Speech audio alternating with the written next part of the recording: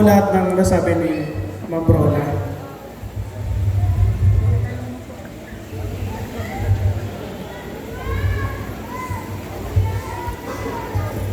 To our dear Barangay Captain, Sir Kapitan Ramil Esquio, and the rest of the Barangay Council, and SK Chairman, to our school principal, sir, good evening po. Honored guests, our hardworking teachers, proud parents, and most importantly, the class of 2026. Magandang gabi po sa inyo lahat. It is a great honor to stand before you here today. It is something I honestly thought would never happen when I was still a student in Gisgis National High School. 16 years ago, I sat where you are sitting, and back then, I felt like a failure. Hindi po akalain ng kahit sino mang nakakakilala sa akin, 16 years ago, na magsasalita po ako dito sa stage na to ngayong gabi. But tonight, I am here to share a miracle. Just as Jesus turned water into wine, He can turn a nobody into a somebody. Just like me. So please allow me to share a bit of my story. So in elementary po, dito sa Gisgis Elementary School, I was known for my chronic absenteeism. Ibig sabihin po, sobrang lagi po akong absent sa klase. Lulubog lilitaw. And hindi lang po yun. Tuwing papasok ako ay student, sabi ko, pipilitin ko rin maging honor student pagdating sa high school. Pero hindi po yun nangyari. Naging top student po ako sa Gisgis National High School. Pero hindi po as honor student. Naging top student po ako sa katigasan ng ulo at hindi sa pagiging honor student. Naging leader din po ako sa school. Pero hindi po sa disiplina. Kundi sa mga kalokohan at mga kaguluhan within and outside the school campus. That's why I graduated as a very ordinary student. Wala po akong honors, wala po akong medals. Siguro po sa batch namin, ako po ang pinaka-top student, but in the negative way. So feeling ko nga po, pinag-graduate lang ako dahil lang awa ang mga teachers ko sa akin. Kaya thank you so much po, ma'am and sir.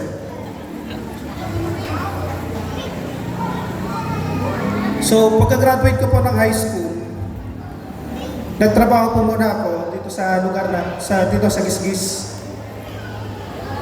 Naging taga-bilad po muna ako ng palay, tagahakot ng kain ng baboy, and naranasan ko rin po yung mag-chromite.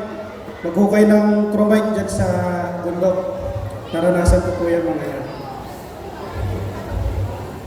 Ibig sabihin po, mahirap lang po kami. And in short, hindi po ako agad nakapag-aral sa college due to lack of funds.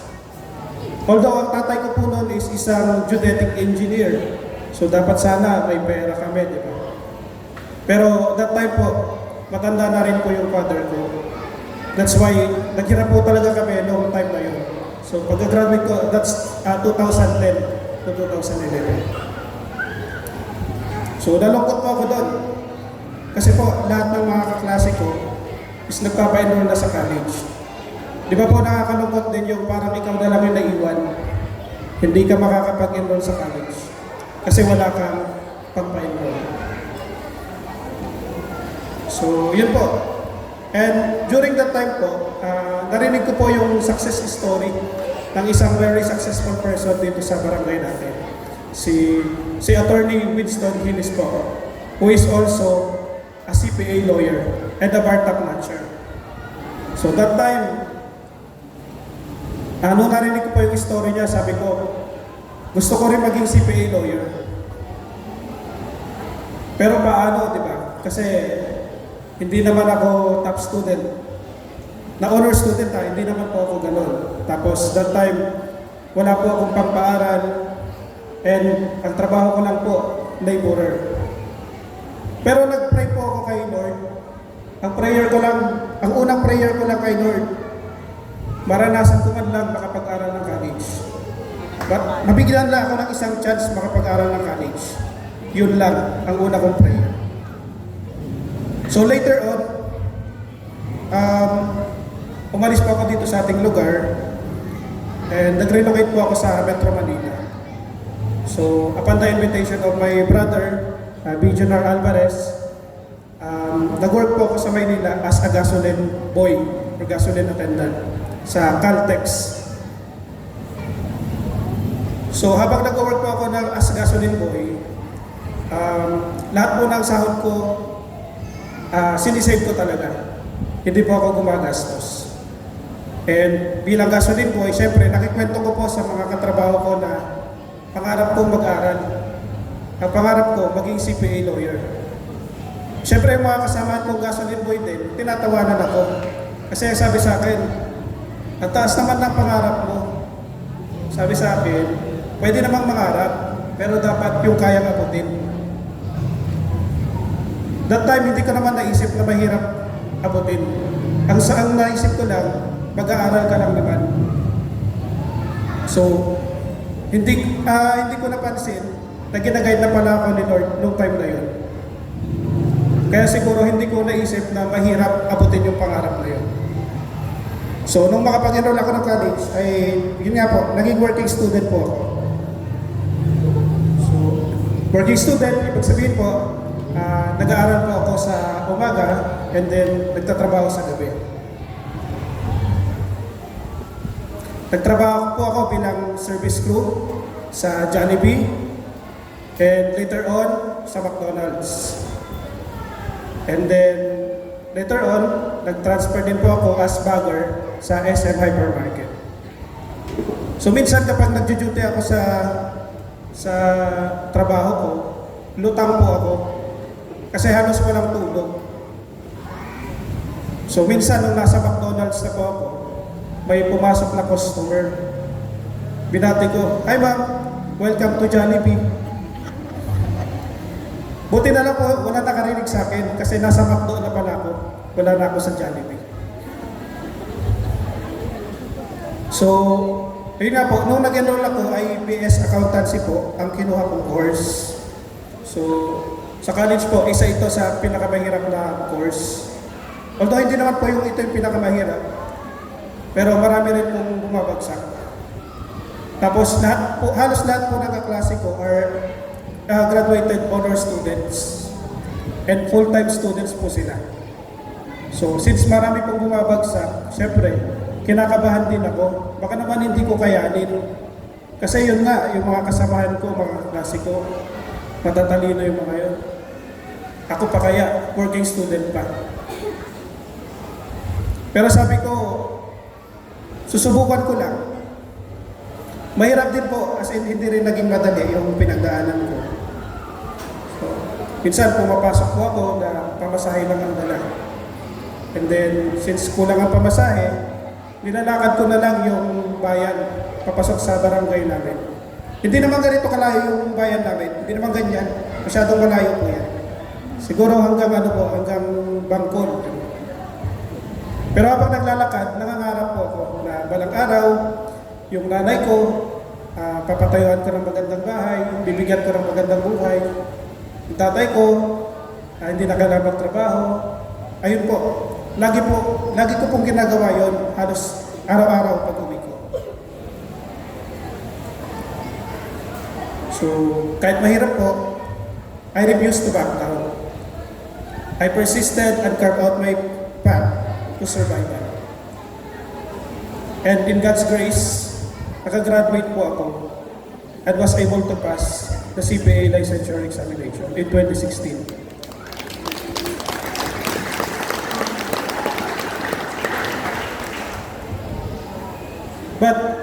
I cannot survive this journey alone by myself. Hindi ko po kaya.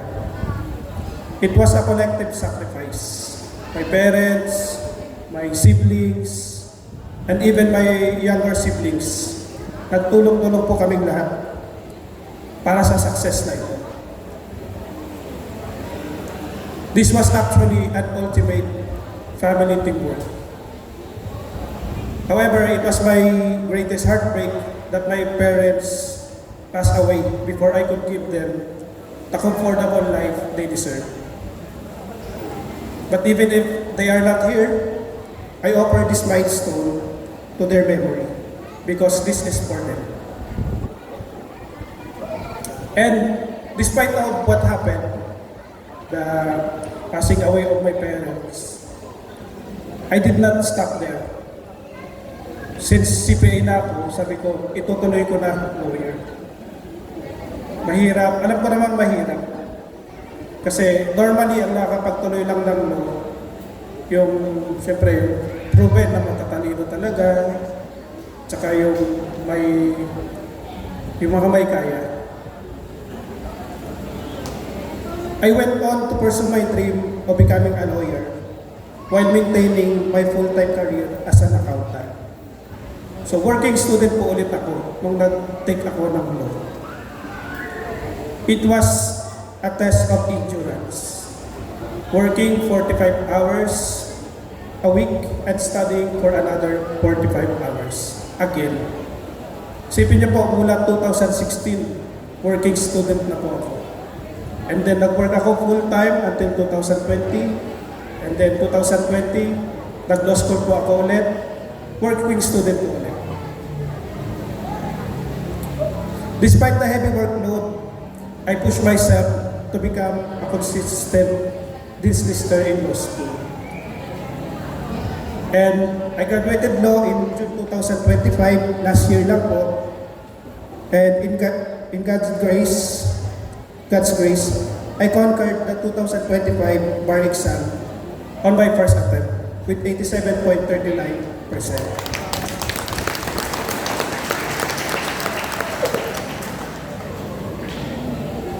Yung dati pong kulelat at lulubog lilitaw sa klase, yung dati pong suki ng principal's office at ng barangay, yung college student na iisa lang po ang uniform, pinagpapalit-palit araw-araw. Pero syempre nilalaban ko naman gabi-gabi. CPA lawyer na po ngayon.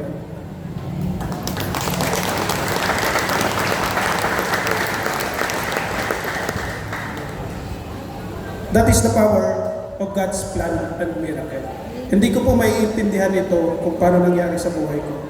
Pero magtiwala ka, ito yung plano ni Lord sa akin. And perhaps, this is the reason why I am here speaking in front of you. I would like to share to you a Bible verse that guide me throughout my journey. And this is Jeremiah 29:11. The Lord said, "For I know the plans I have for you, plans to prosper you and not to harm you, plans to give you hope and a future." Itong Bible verse po na ito is napakatotoo po niya sa nangyari sa akin. So 16 years ago, I was lost. I don't know what to do. I have no money, and we are in extreme poverty. But today, ito na po ako ngayon. Kung ginawa ito ni Lord sa akin, pwede niya rin gawin sa kahit sinong hihiling sa Kanya. You just have to pray deep in your heart and ask for God's guidance.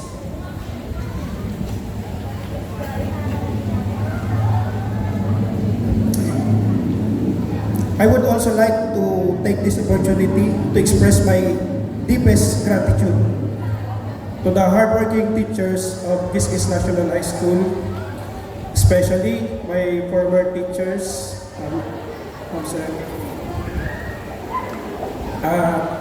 former teachers 16 years ago, and they are still young, handsome, and beautiful.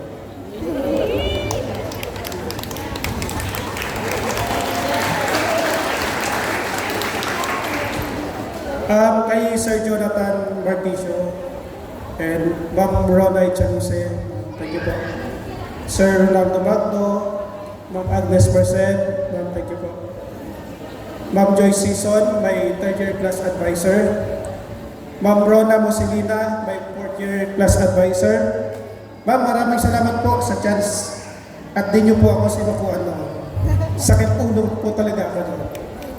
And I would like to greet you a happy birthday.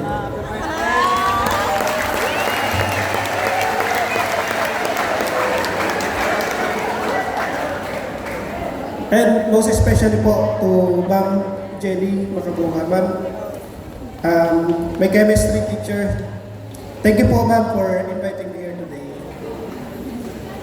Hirap po ako mag-aral nung high school ako, third year. Pero minemorize ko po talaga yung periodic table of the elements. Thank you po ma'am. Kung hindi po dahil sa inyong lahat, hindi po ako makakarating sa aking kinatatayuan ngayon. Maraming salamat.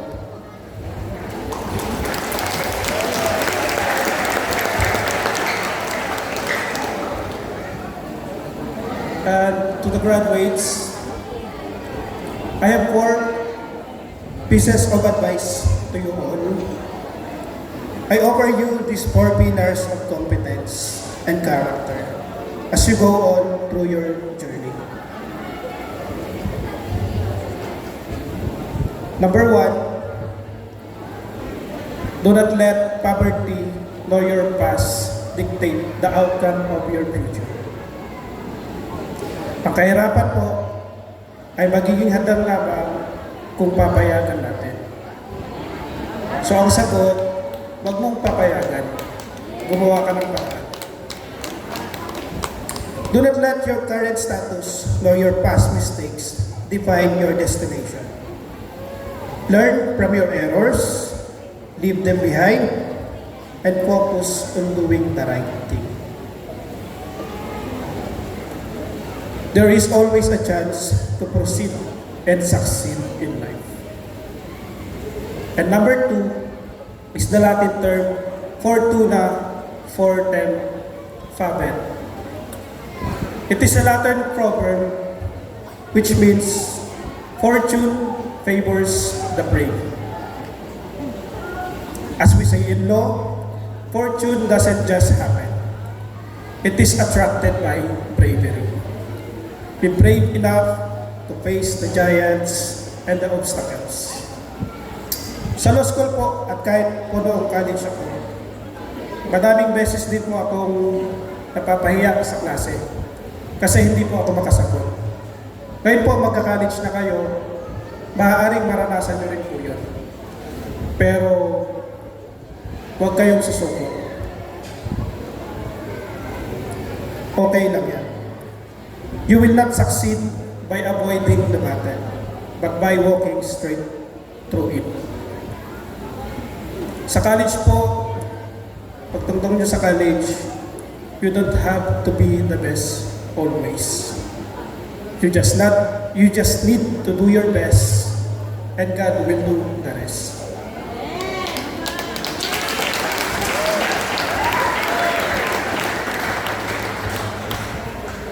Number 3, keep the fire of your burning desire. Never stop until the job is done. There will be nights when you want to quit, but you must stay hungry for your dreams. Kung ano man po yung pangarap nyo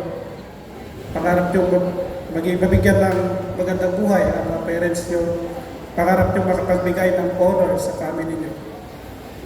Stay hungry for that dream. And aim to top every exams. Because if you fail, you are still a good passer.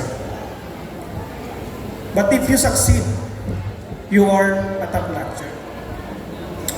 I too dream to top both the CPA licensure examination and the bar exam. But it did not happen. But still, I am a winner, gaining remarkable grades in two of the most difficult licensure exams in the country, the CPA and the bar exam.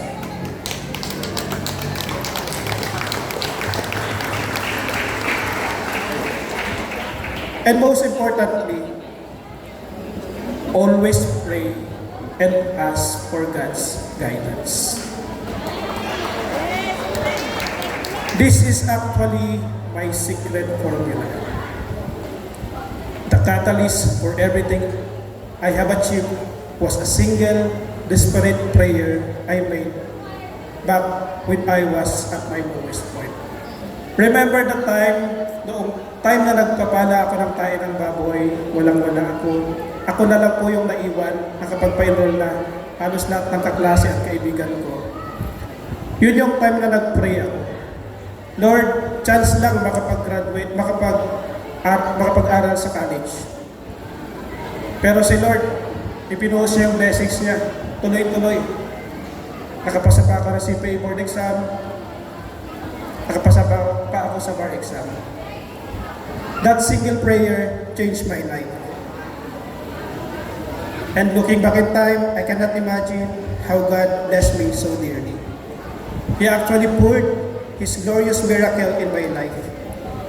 And indeed, nothing is impossible to Him.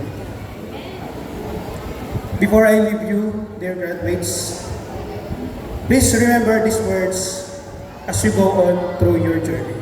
And I quote, "The future belongs to those who believe in the beauty of their dreams. And the future belongs to those who prepare for it today." Class of 2026, you are the authors of your own stories. Write the grade 1, your own journey. Congratulations, graduates. Congratulations, parents.